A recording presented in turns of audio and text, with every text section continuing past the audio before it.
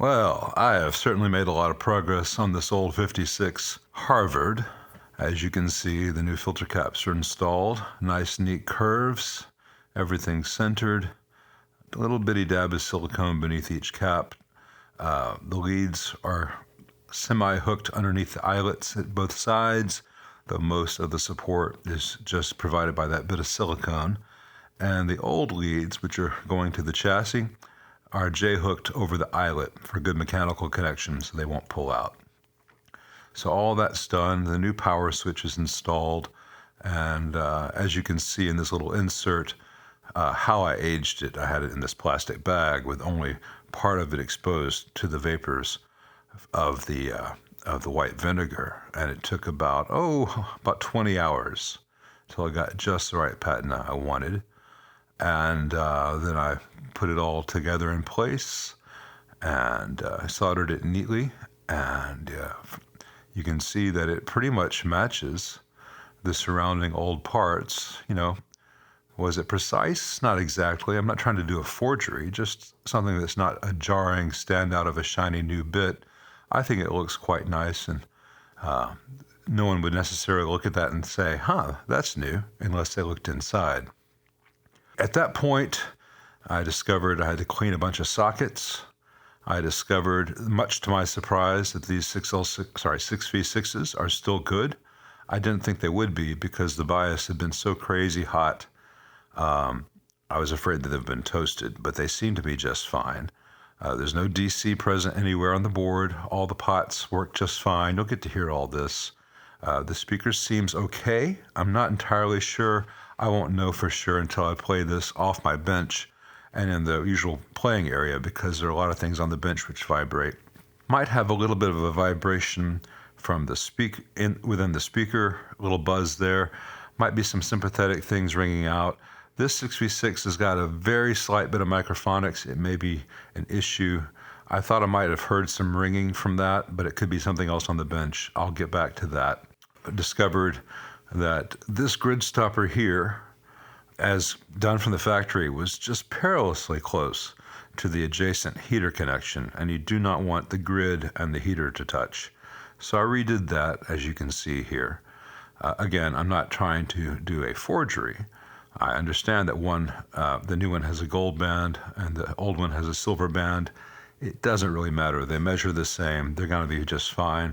I'm not going to order a new 20% tolerant silver band resistor and get that shipping just for that. Neither am I going to change out the old original part, which is still just fine, just to have matching bands.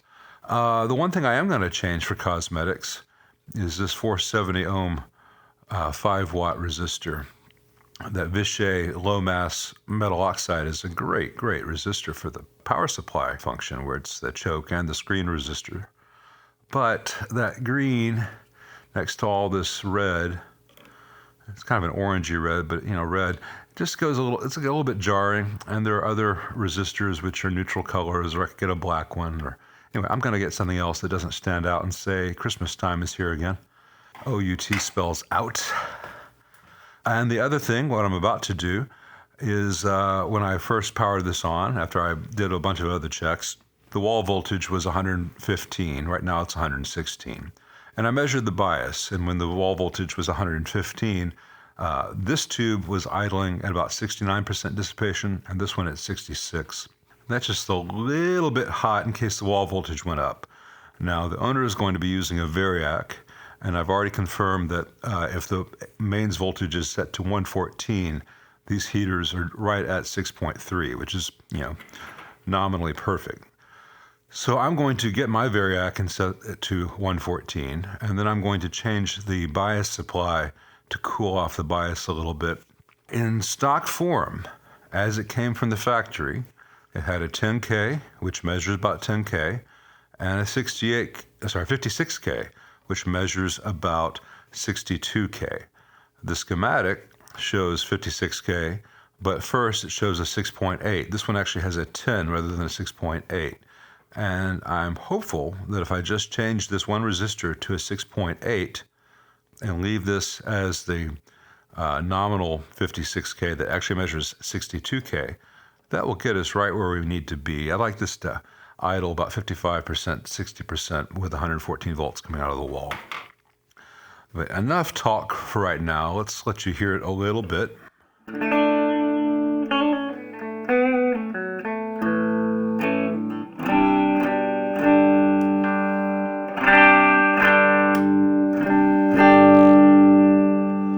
Have the tone control down.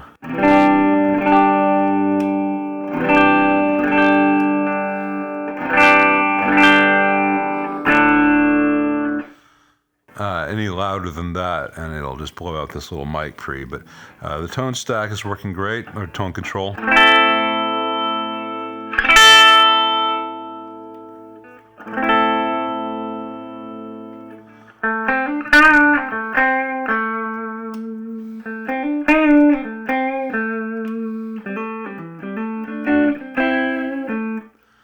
So I'm going to change out that resistor and see where the bias ends up. And then I'm going to move it over to the side for some higher volume testing to make sure that none of the tubes are microphonic or there are no rattles anywhere. I already tightened up all the hardware holding the baffle to the cabinet and the four nuts holding the speaker to the baffle. All that seems to be good now. There is some excess Tolex. You can see a little flap here and there's a little flap on the right. There's a very large flap here behind. And I want to make sure that we're not hearing that vibrate or buzz. If we are, then I need to take this chassis out and glue that excess down. I don't think it was ever glued from the factory. I think they just got away with it. One other thing I've not mentioned on this project, this old handle is on the verge of breaking, and it has been removed.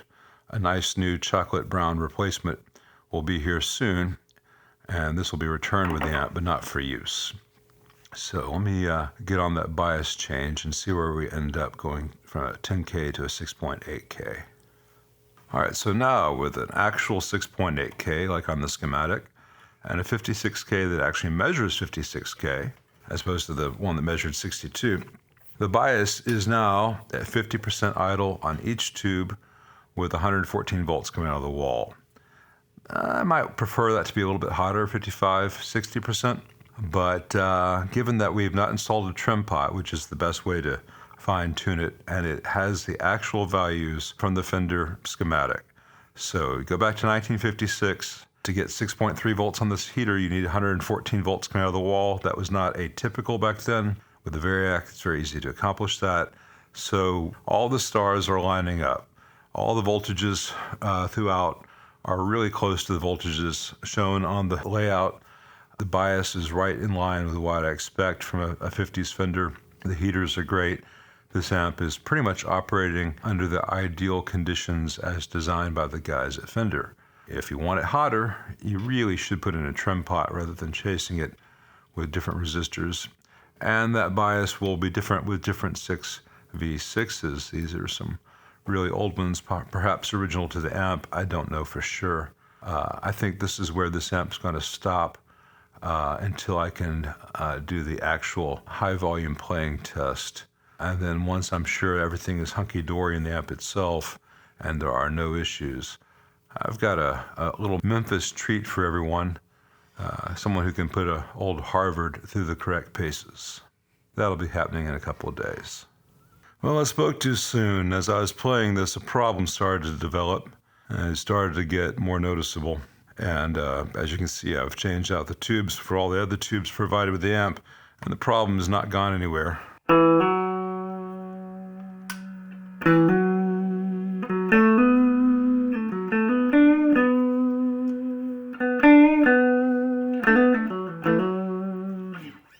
It's voice coil rubbing in the old speaker. I thought the owner had said it had been reconed, but he said no, it had not been reconed. So it's the original speaker from '56, and it's having the traditional problems that 60-plus-year-old speakers have. Let me hook up to my external cab, and I've cleaned all these connections. It's not old RCA plugs that are dirty or anything.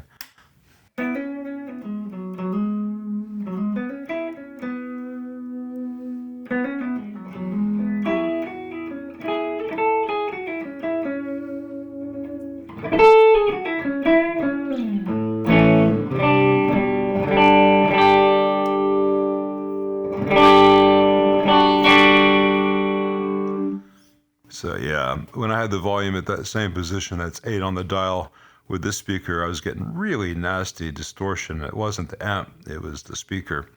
And then I turned it down and I got that tearing paper in the background. So I'm not going to play through this anymore. I'll call the owner. And it looks like it's going to be time to get this reconed. I just got the old CTS back from being reconed at Halford's for that Gibson Skylark. So it looks like I'll be knocking on Dave's door again. This speaker is an old P10R, I believe, and should sound phenomenal with the recone. But I'll talk to the owner. He has some peculiar preferences. I'll make sure that that's all in line with what he wants. So maybe if more than a few days before we hear this in all its glory, with my promised Memphis guest musician coming in. But it'll be worth the wait.